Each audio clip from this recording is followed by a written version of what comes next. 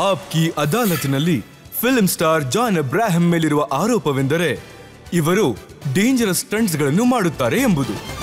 John, ನಾನ್ ನಿಮ್ ಬಗ್ಗೆ ಓದ್ತಿರ್ಬೇಕಾದ್ರೆ ನನಗೆ ಗೊತ್ತಾಗಿದ್ದೇನು ಅಂತಂದ್ರೆ ನಿಮ್ಮ ಎಲ್ಬೋನಲ್ಲಿ, ನಿಮ್ಮ ಶಿನ್ ಸ್ಪ್ಲಿಂಟ್ಸ್ ಮೇಲೆ ಜಿಮ್ಮಲ್ಲಿ ಗಾಯ ಆಗಿದೆ ಅಂತ, ನಿಮ್ಮ ಕೆಲವೊಂದು ಮೂಳೆಗಳು ಮುರಿದಿದೆ ಅಂತ ಗೊತ್ತಾಯ್ತು.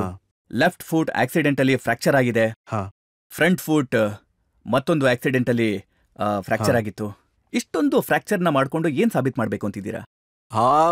ಅದು ನಾನು ಫಸ್ಟ್ ಫಿಲ್ಮ್ ಇಂಡಸ್ಟ್ರಿಗೆ ಬಂದಾಗ ಅದು ನನ್ನ ಫಸ್ಟ್ ಪಿಕ್ಚರ್, ಅದು ಬಚ್ಚನ್ ಸರ್ ಜೊತೆಲಿತ್ತು. ಆ ಫಿಲ್ಮ್ ಹೆಸರು ಎತ್ಬಾರ್, ಬಟ್ ವಿಚ್ ರಿಲೀಸ್ 4th, ಆದ್ರೆ ಓಡ್ಲಿಲ್ಲ ಅದು. ಆ ಟೈಮಲ್ಲಿ I had broken my left arm. ಅವಾಗ ಇಲ್ಲಿ ಪೂರ್ತಿ ಮುರಿದು ಹೋಗಿತ್ತು. ಅವಾಗ ಗಾಡಿ ನಾನೇ ಓಡಿಸ್ತಾ ಇದ್ದೆ ಆ ಟೈಮಲ್ಲಿ, ಟಾಟಾ ಸಿಯರಾ. ಮತ್ತೆ ನನ್ ಗೇರ್ನ ಹೀಗೆ ಚೇಂಜ್ ಮಾಡ್ತಾ ಇದ್ದೆ, ಮತ್ತೆ ಹೀಗೆ ಓಡಿಸ್ತಾ ಇದ್ದೆ. ಮತ್ತೆ ಆ ಟೈಮಲ್ಲಿ ಇದು ಪೂರ್ತಿ ಇಲ್ಲಿವರೆಗೂ ಮುರಿದು ಹೋಯ್ತು. ಆ ಟೈಮಲ್ಲಿ ಬಚ್ಚನ್ ಸರ್ ಡೇಟ್ಸ್ ತುಂಬಾನೇ ಇಂಪಾರ್ಟೆಂಟ್ ಇತ್ತು, ಈಗ್ಲೂ ಇದೆ. When Amitabh Bachchan comes to the shoot you have to be there. So cast ಬದಲು ಒಂದು ರಿಮೂವಲ್ ಕಾಸ್ಟ್ ಹಾಕೊಂಡು ನಾನು ಕೆಲಸ ಮಾಡ್ತಿದ್ದೆ. ಸೊ ಶಾರ್ಟ್ ಮುಂಚೆ ಆ ಕಾಸ್ಟ್ ನ ತೆಗೆದು ಹಾಕಿ ಕೆಲಸ ಮಾಡಿ ಮತ್ತೆ ವಾಪಸ್ ಹಾಕೊಂಡು ಐಸ್ ಪ್ಯಾಕ್ಸ್ ಹಾಕೋತಾ ಇದ್ದೆ. ಅವಾಗ ಆ ಟೈಮಲ್ಲಿ ನನಗನ್ನಿಸ್ತು I think I am slightly accident prone. ಮತ್ತದಾದ್ಮೇಲೆ ನನಗನ್ನಿಸ್ತು ನಾನು ಫಿಲ್ಮ್ಸ್ ಮಾಡ್ತಾ ಇದ್ದ ಹಾಗೆ ಧೂಮಲ್ಲಿ, ಹುಕ್ಕಾ ಕ್ರುಕಲ್ಲಿ, ಮತ್ತೆ ಸುಮಾರು ಫಿಲ್ಮ್ಸ್ ಅಲ್ಲಿ ಒಂದು ಬೈಕ್ ಆಕ್ಸಿಡೆಂಟ್ ಅಲ್ಲಿ 2006 ಅಲ್ಲಿ ನಾನು ಬೈಕ್ ಇಂದ ಬಿದ್ದಾಗ, ಅವಾಗ ನನ್ ಪೂರ್ತಿ ಕಾಲ್ ಇದೆಲ್ಲ ಲೆಫ್ಟ್ ಲೆಗ್, ನನ್ ಬೈಕ್ದು ಕಂಬಿ ಈ ಕಡೆಯಿಂದ ಹೋಗಿ ಈ ಕಡೆ ಬಂತು. ಆದ್ರೆ ಐ ಡೋಂಟ್ ನೋ, ಗೊತ್ತಿಲ್ಲ ಯಾಕೆ ನನಗೆ ಸ್ಟಂಟ್ಸ್ ಅಷ್ಟೊಂದು ಇಷ್ಟ ಆಗತ್ತೆ ಅಂತ. ನನಗೆ ತುಂಬಾ ಇಷ್ಟ ಆಗುತ್ತೆ ಸ್ಟಂಟ್ಸ್ ಮಾಡೋದು. ಇವಾಗ ಯಾರಾದ್ರೂ ನನ್ಗೆ ಹೇಳಿದ್ರೆ, ನೀನು ಫಾರ್ ಎಕ್ಸಾಂಪಲ್ ನ್ಯೂಯಾರ್ಕ್ ಕ್ಲೈಮ್ಯಾಕ್ಸ್ ಅಲ್ಲಿ ಒಂದು 50 ಫ್ಲೋರ್ ಬಿಲ್ಡಿಂಗ್ ಇಂದ ನಾನು ಕೆಳಗಡೆ ಬರ್ತಾ ಇದ್ದೀನಿ, ಈ ಸ್ಟಂಟ್ ಈಸಿಯಾಗಿ ಒಂದು ಸ್ಟುಡಿಯೋದಲ್ಲಿ ಆಗ್ತಿತ್ತು, ಒಂದು ಗ್ರೀನ್ ಮ್ಯಾಟ್ ಹಾಕಿ. ಆದ್ರೆ ನಾನು ಡೈರೆಕ್ಟರ್ ಹತ್ರ ಹೇಳ್ದೆ, ಕಬೀರ್ ನಿಮ್ಗೇನ್ ಶಾರ್ಟ್ ಸಿಗುತ್ತೆ ಅಲ್ಲಿಂದ, ಅದು ಚೆನ್ನಾಗಿ ಸಿಗುತ್ತಾ? ಅವನು ಹೇಳ್ದ, ಮೊದಲೇ ಡೈರೆಕ್ಟರ್ ಅಲ್ವಾ, ಅವ್ನು ಹೇಳ್ದ ಸಾಕಾದಾಗ ಸಿಗತ್ತೆ ಅಂತ. ಸರಿ, ನಾನು ಹೇಳ್ದೆ ಆಯ್ತು, I will go down for you. So ನಾನು ಯಾವಾಗ ಕೆಳಗಡೆ ಹೋಗ್ತಾ ಇದ್ದೆ, ನಾನು ಯಾವಾಗ 40th ಫ್ಲೋರ್ ರೀಚ್ ಆದೆ, ಅವಾಗ ವಿಂಡೋ ಕ್ಲೀನರ್ ಅವ್ನು ನನಗೆ ಹೇಳ್ದ, ನೀನ್ ವಾಪಸ್ ಮೇಲ್ ಬರಕ್ಕಾಗಲ್ಲ, ನೀನ್ ಕೆಳಗಡೆನೆ ಹೋಗ್ಬೇಕು, ಯಾಕೆಂದ್ರೆ ಆ ಹಗ್ಗ ಕೆಳಗಡೆನೆ ಹೋಗುತ್ತೆ, ಮೇಲ್ಗಡೆ ಹೋಗಲ್ಲ ಅಂತ. ನಾನು ಹೇಳ್ದೆ ಸರಿ. ನಾನ್ ಕೆಳಗಡೆ ಹೋದೆ. ಯಾವಾಗ ನಾನು 20th ಫ್ಲೋರ್ ರೀಚ್ ಆದೆ, ಅವಾಗ the presidential elections were going on in America. November 4th presidential elections ಅವಾಗಲೇ ಆಗಿತ್ತು. ಸೊ ನಾನು 3 ಗಂಟೆ ಅಲ್ಲೇ ನೇತಾಡ್ತಾ ಇದ್ದೆ. ಮತ್ತೆ ದೆನ್ ಐ ರಿಯಲೈಸ್ಡ್ ಇದು ತುಂಬಾ ಕಷ್ಟದ ಕೆಲಸ, ಮಾಡಬಾರ್ದಾಗಿತ್ತು ಅಂತ. ಮತ್ತೆ ನನ್ ಟೆನ್ನಿಸ್ ಎಲ್ಬೋ ಪ್ರಾಬ್ಲಮ್ ಇದೆ. ನಿಮ್ಗೆ ಗೊತ್ತಿಲ್ಲ ಅಂದ್ರೆ tennis elbow is tendonitis. It's a very painful thing. ಮತ್ತೆ ಇಲ್ಲಿ ಶಿನ್ ಸ್ಪ್ಲಿನ್ಸ್ ಇದೆ, ಇಟ್ಸ್ ವೆರಿ ಪೈನ್ಫುಲ್. ಆಕ್ಚುಲಿ ಒಂದ್ ಲೆಕ್ಕದಲ್ಲಿ ನಾನು ಹ್ಯಾಂಡಿಕ್ಯಾಪ್ಡೆ. ಇದೇನ್ ಬಾಡಿ ನಾನು ಮಾಡಿದೀನಿ, ತುಂಬಾ ಕಷ್ಟಪಟ್ಟು ಮಾಡಿದೀನಿ. It's taken me a lot of time. ಆದ್ರೆ ನೀವು ರಿಸ್ಕ್ ತಗೊಳ್ಳೋದಕ್ಕೆ ಹಿಂಜರಿಯೋದಿಲ್ಲ? ಇಲ್ಲ, ನನಗೆ ಇಷ್ಟ ಆಗುತ್ತೆ, ಮತ್ತೆ ನನಗಿದೆ ಅನ್ಸುತ್ತೆ. ಮತ್ತೆ ನಾನು ಆನ್ ರೆಕಾರ್ಡ್ ಹೇಳಕ್ ಇಷ್ಟಪಡ್ತೀನಿ, I want to be the next action hero of this country. I think ನಮ್ ದೇಶದಲ್ಲಿ ಅಕ್ಷಯ್ ಆದ್ಮೇಲೆ I don't think we have a legitimate action hero, a proper action hero. ನೋಡಿ, ನೀವಂತೂ ಧೂಮ್ ಸಿನಿಮಾದಲ್ಲಿ ಬೈಕ್ನ ಹೇಗೆ ಓಡಿಸಿದ್ರಲ್ಲ, ಅದರಿಂದಾನೇ ಸಾಬೀತ್ ಮಾಡಿದ್ದೀರಾ ನೀವು ಎಂತ ಆಕ್ಷನ್ ಹೀರೋ ಅಂತ. ಆದ್ರೆ ನೋಡಿ, ನಿಮ್ಮನ್ನ ನೋಡಿ ನಮ್ಮ ದೇಶದ ಯುವ ಜನತೆ ನಿಮ್ ಹಾಗೇನೆ ಬೈಕ್ ಚಲಾಯಿಸೋದಕ್ಕೆ ಶುರು ಮಾಡಿದ್ರೆ? ಐ ಥಿಂಕ್ ಅದು ತುಂಬಾನೇ ಕೆಟ್ಟ ಎಕ್ಸಾಂಪಲ್. ಯಾಕೆಂದ್ರೆ ಯಂಗ್ಸ್ಟರ್ಸ್ ನನ್ನ ನೋಡಿದಾಗ ಬೈಕ್ ನ ಸ್ಪೀಡ್ ಆಗಿ ಓಡಿಸ್ತಾರೆ, ಮತ್ತೆ ವೀಲಿಂಗ್ ಮಾಡ್ತಾರೆ.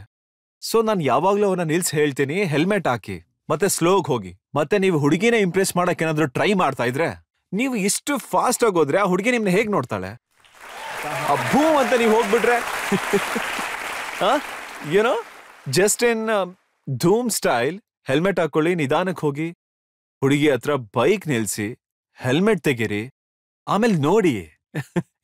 Don't go fast like an idiot. ಯಾಕೆಂದ್ರೆ ಎಷ್ಟು ಜನ ಹೆಂಗ್ ಹುಡುಗಿಯರು ಇಲ್ಲಿ ಕೂತಿದ್ದಾರೆ, ಅವರೆಲ್ಲ ಅದೇ ಹೇಳ್ತಾರಲ್ವಾ, ಯಾರಾದ್ರೂ ಫುಲ್ ಸ್ಪೀಡ್ ಆಗಿ ಇಲ್ಲಿಂದ ಹೋದ್ರೆ ಯಾವ ನೀವು ಇಡಿಯಟ್ ಅನ್ನಲ್ವಾ, ಹೀಗೆ ಹೇಳ್ತಾರೆ.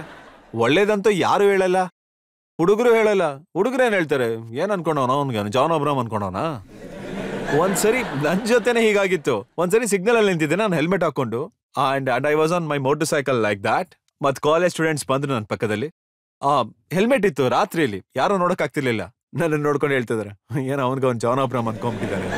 ಮತ್ತೆ ನಾನ್ ಫಸ್ಟ್ ಯೋಚನೆ ಮಾಡಿದೆ ಹೆಲ್ಮೆಟ್ ತೆಗಿಲ್ಲ ಅಂತ. ಆಮೇಲೆ ಇರ್ಲಿ ಬಿಡು, ಚೆನ್ನಾಗೇ ಇದೆ ಇದು ಒಂಥರ ಅಂತ ಹೆಲ್ಮೆಟ್ ಹಾಕೊಂಡೇ ಇದ್ದೆ. ಸೊ ನನಗೆ ಸ್ಟಂಟ್ಸ್ ಮಾಡೋದು ತುಂಬಾ ಇಷ್ಟ ಆಗತ್ತೆ. I enjoy doing stunts. But I think ನಮಗೆ ತುಂಬಾ ಸೇಫ್ಟಿ ಮೆಜರ್ಸ್ ಇರುತ್ತೆ. ಅದು ನಮಗೆ ಫಿಲ್ಮ್ ಇಂಡಸ್ಟ್ರಿಯಲ್ಲಿ ಸಿಗುತ್ತೆ, ಆದ್ರೆ ಅದು ರಿಯಲ್ ಲೈಫ್ ಅಲ್ಲಿ ಇರಲ್ಲ. ಅದಕ್ಕೋಸ್ಕರನೇ ತುಂಬಾ ಆಕ್ಸಿಡೆಂಟ್ಸ್ ಆಗ್ತವೆ. So please go slow guys. There is no point in going fast and showing off. ಏನೂ ಆಗಲ್ಲ. You are troubling your parents at home. Don't trouble your parents. ಆದ್ರೆ ನಿಮ್ ಪೇರೆಂಟ್ಸ್ಗೆ ಟ್ರಬಲ್ ಆಗಲ್ವಾ ನೀವು ಸ್ಪೇಸಿಗೆ ಹೋದ್ರೆ? ನಾನ್ ಕೇಳ್ಪಟ್ಟೆ ನಿಮ್ಗೆ ಸ್ಪೇಸ್ಗೆ ಹೋಗೋದಕ್ಕೆ ತುಂಬಾ ಇಷ್ಟ ಇದೆ ಅಂತ. It sounds crazy but I want to go on the moon. ನನ್ ಕನ್ಸ್ ಅದೇ ಇದೆ. I want to get out and see the earth. Like our wing commander Rakesh Sharma said, "Sare jahan se acha Hindustan hamara." See from up. ನೋಡಿ, ನೋಡೋದಕ್ಕೆ ನೀವು ಎಷ್ಟು Deere devil ಆಗಿ ಕಾಣಿಸ್ತಿರೋ, ಸ್ಟಂಟ್ಗಳನ್ನ ಮಾಡ್ತಿರೋ. ನಾನು ಕೇಳ್ಪಟ್ಟಿದ್ದೇನೆ ನೀವು ಅಷ್ಟೇ ಎಮೋಷನಲ್ ಕೂಡ ಅಂತ. ಸ್ವಲ್ಪ ಜಾಸ್ತಿನೇ ಎಮೋಷನಲ್ ಇದ್ದೇನೆ. ಸಣ್ಣ ಪುಟ್ಟ ವಿಚಾರಗಳಿಗೂ ನಿಮ್ಮ ಕಣ್ಣಲ್ಲಿ ನೀರು ಬರುತ್ತಂತೆ. ಜಾಸ್ತಿನೇ ಎಮೋಷನಲ್ ಇದ್ದೀನಿ. ಅಮ್ಮನೂ ಹಾಗೆ ಇದ್ದಾರೆ. ಮತ್ತೆ ನಮ್ ಲೈಫಲ್ಲಿ ಪ್ರತಿದಿನ ನಾವು ಮಕ್ಕಳನ್ನ ನೋಡ್ತೀವಿ ಹೂ ಆರ್ ಟರ್ಮಿನಲಿ ಇಲ್. ಅವರಿಗೆ ಕ್ಯಾನ್ಸರ್ ಇದೆ.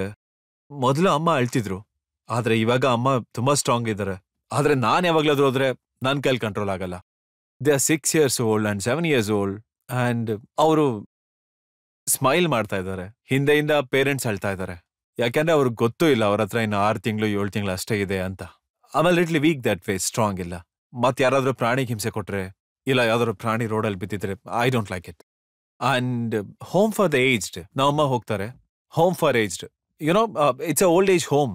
ಅಲ್ಲಿ ಯಂಗ್ಸ್ಟರ್ಸ್, ಅರೆ ನಿಮ್ ತರ ಯಂಗ್ಸ್ಟರ್ಸ್ ಅಲ್ಲಿ ಪೇರೆಂಟ್ಸ್ ನ ಕರ್ಕೊಂಡ್ ಬರ್ತಾರೆ.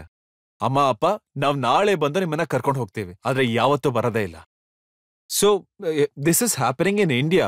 ನಾವು ವೆಸ್ಟರ್ನ್ ಕಲ್ಚರ್ ಏನ್ ಮಾತಾಡ್ತಾ ಇದೀವಿ ಅದು ಇಂಡಿಯಾದಲ್ಲೇ ನಡೀತಾ ಇದೆ. And it's a dangerous development because we are known to be family people and this is what's happening.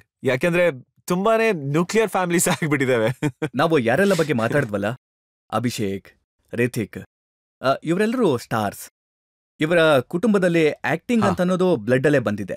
ನಿಮ್ಗೆ ಯಾವತ್ತೂ ಅನ್ಸಿಲ್ವಾ ನೀವು ಒಬ್ರೇ ಇಲ್ಲಿಗೆ ಬಂದ್ಬಿಟ್ರಿ ಇಂಥ ಒಂದು ದೊಡ್ಡ ಕಾಡಿಗೆ? ಇದು ಈ ಮಾತನ್ನ ನನಗೆ ನೆನೆನೆ ಯಾರೋ ಹೇಳಿದ್ರು.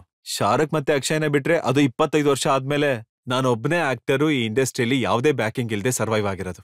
ಅಲ್ಲಿವರೆಗೂ ನನಗೆ ರಿಯಲೈಸ್ ಕೂಡ ಆಗಿರ್ಲಿಲ್ಲ that I am here by myself ಅಂತ. ಸೊ ನನಗೆ ನೀವು ಕರೆಕ್ಟ್ ಆಗಿ ಹೇಳಿದ್ರಿ, sustenance is a little difficult.